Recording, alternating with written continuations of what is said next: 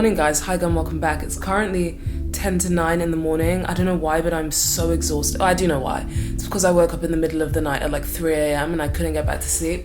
But I've woken up in this beautiful space. I'm in Kensington right now with Cove. This flat is absolutely stunning. It's a 2-bed flat. I'll leave all the details below, but I checked in last night. It's so nice being able to like be right here, right in the heart of Kensington. I absolutely love it. Today's quite a busy day because I've got like a day full of just like work. I'm meeting Becky, we're working on some stuff together, so that's in like a couple of hours. I need to do a bit of prep for that as well. But I did a mini food shop yesterday because I'm going to be here for a couple of nights and I wanted to cook, you know, really get that homey experience. Last night I made pasta, which was nice. I have some leftovers that I can make probably tonight, and then I have some avocado and toast that I want to make this morning for breakfast. I don't have any like tea or coffee apart from chamomile tea, but that's like an evening thing, so I'll probably just like wait until I meet up with Becky around 11 a.m. The hotel next door, Ember Lock, looks so beautiful, and they have like a cafe, so we'll probably go there to do some work. Yesterday was actually really cute. I didn't manage to like film my day properly yesterday, but I did film a few clips, so let's cut to that.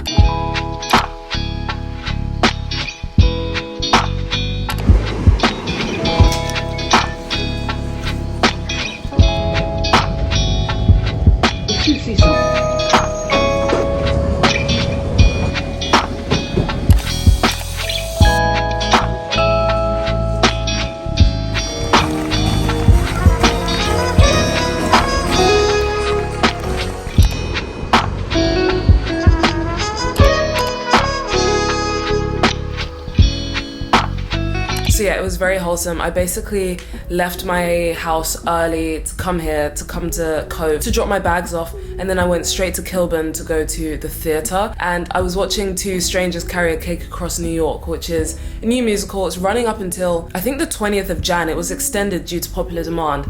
I got my ticket for £10 because I'm under 26, but they start around like £15 if you're not under 26, and honestly I thoroughly enjoyed it. Black female lead as well, we love to see it. It was nothing that I expected. I'd heard one of the songs before going in, and that's what made me really excited to see it, because I was like, this is just right up my street. You guys know I love everything to do with New York. I was so excited going in, and it definitely lived up and exceeded my expectations. That was my first time watching like a 2-person musical. Yeah, the theatre is also really nice. I love the stage design. I love how it's all laid out. I really want to see some more stuff there, so maybe when I'm back from my travels, because I'm leaving the country, I can't do this cold. I'm going back to Kenya and probably Zambia as well, so once I'm back from all of my travels, I'm gonna see if I can see a few more shows at the Kiln Theatre, other theatres as well, of course. But yeah, I mean, the reviews for the show were like 5 stars, 4 stars all around, so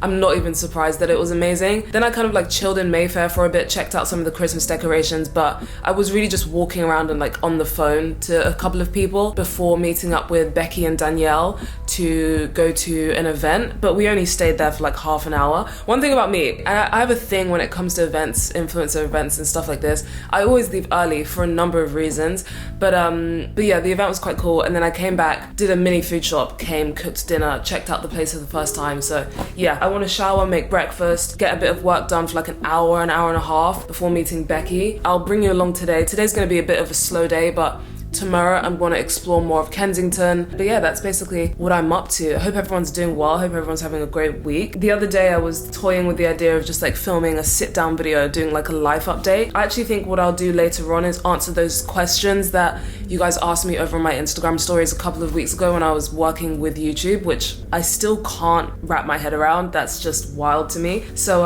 there were a few questions that I had over there, so I'm gonna answer those later on. But yeah, for now, let's get ready for the day.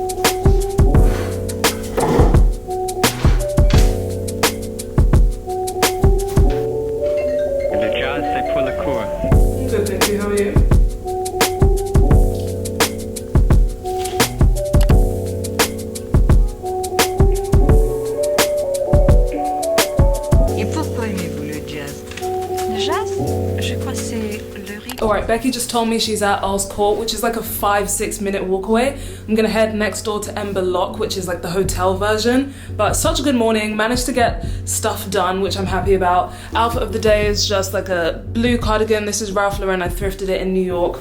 Black trench, also thrifted, and then some black trousers that I also thrifted in New York. But yeah, I'm gonna go to the hotel now. We're gonna get a bunch of work done, so we'll catch up in a bit.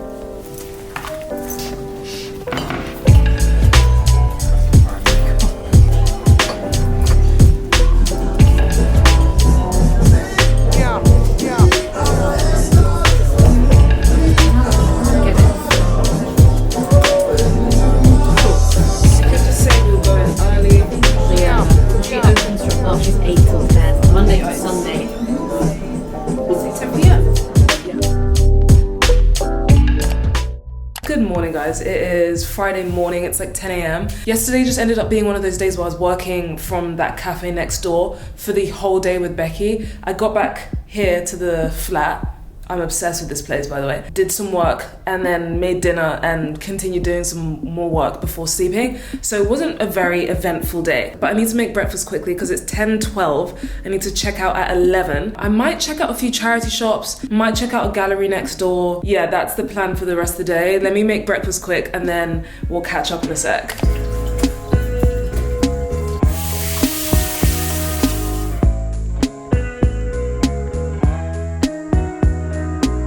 These are already clean. I was about to hand wash all of these. I was getting a bit stressed. And then I remembered there was a dishwasher. This is amazing. I feel like having a dishwasher is such a luxury right now. I had one growing up, but like I can't imagine the water bill.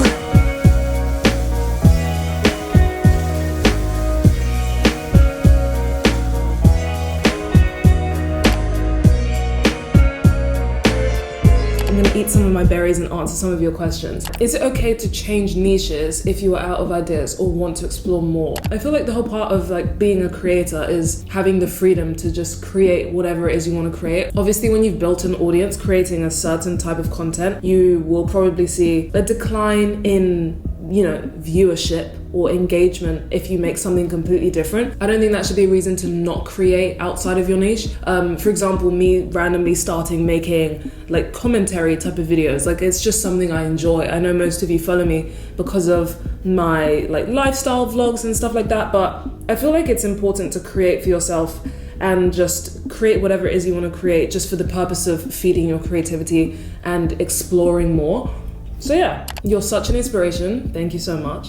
Any tips for beginners on how to start your own YouTube platform? The way I started creating on YouTube was just creating absolutely anything and everything and just seeing what, not necessarily sticks, but seeing what you enjoy the most. Yeah, so I'd say just experiment as much as possible. Try be consistent in terms of like upload either once every 2 weeks or once a week or whatever works for you. But obviously sometimes that's not possible because life gets in the way. But I'd say just experiment, just have fun with it, you know, and don't put too much pressure on it. I feel like it's fun when it's like a hobby and you're just doing it because it's fun. The second you put pressure on yourself to like have to reach a certain number of views or have to reach a certain number of subscribers, it becomes less fun because you're focused on these vanity metrics that you realistically don't have any control over. Focus on your craft, focus on what you enjoy and experiment with it.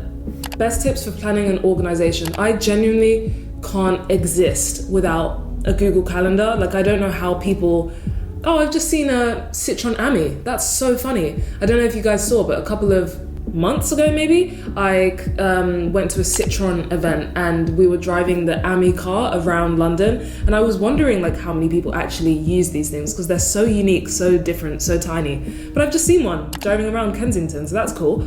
But yeah, I'd say Google Calendar saves my life every single time. Plan ahead if you are wanting to be strict and serious about it, and you know, have a rough idea of what video you're posting when so that you can work backwards from that. I find if I just go with the flow, I never get everything I need to do done, and I'm generally more stressed. For example, if I know I want to post like a day in the life video on Sunday, I'm like, okay, so I need to ideally film between Monday and Wednesday and then have Thursday to Saturday to edit, which means I need to organize my day to make sure I have some stuff to film for one, and that I don't have like an admin heavy day on the days when I'm filming. And this goes for short form content. This goes for everything, to be honest, everything in your life. I think it's helpful to set a short-term realistic goal that you can work towards, whether that's 2 weeks away, a month away, a week away, 3 days away. Work backwards from a calendar or some sort of tracking system. How did you learn to edit so well? Your videos are always amazingly put together. Thank you so much. I taught myself to edit. I started off with like Windows Movie Maker back in the day. This was before I was even posting videos to YouTube. I was making Windows Movie Maker clips from random holidays that I was on with family. And then I graduated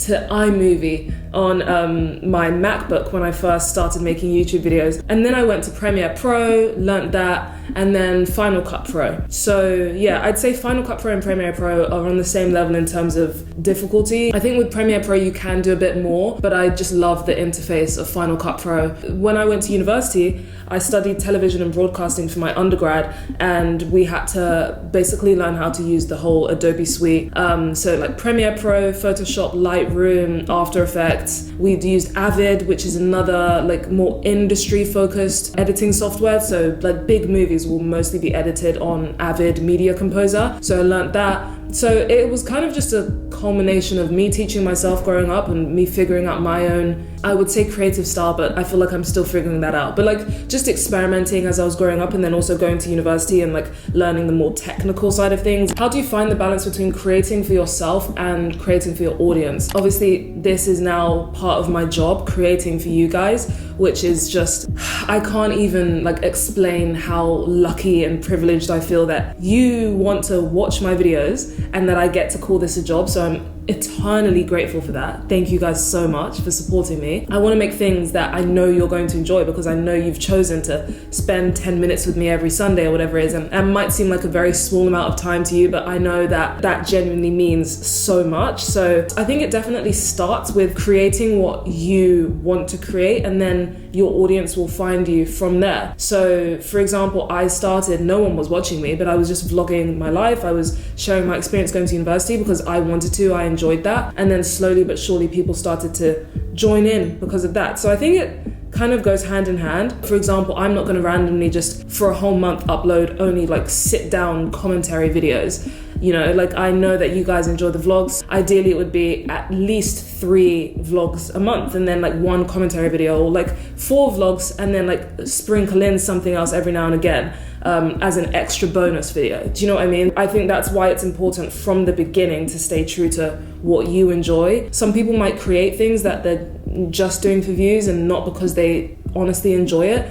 And that's when it becomes miserable down the line, because you want to create what you want to create, but that's not why people are following you, you know? What would you do differently today if you were starting out on YouTube? I would definitely just be consistent with it. I would go like 6 months without posting a video. I mean, it was a hobby for me. Like, I didn't know this was going to be a job. I didn't know I was going to be a full-time creator. Obviously, I just wanted to create. So knowing what I know now, I probably would have taken it a bit more seriously from the beginning, but then at the same time, would I? Like, I don't know. I don't actually think I would change anything, because yeah, I don't think I would change anything. But if I was like, oh, I want this to be a job, and I want this to be my thing straight from the jump, I just would have been consistent with it and like taken it a bit more seriously. But I enjoy just doing it for fun, you know. I enjoy, like, this started off as a hobby, and I think that's fine. I think that's okay.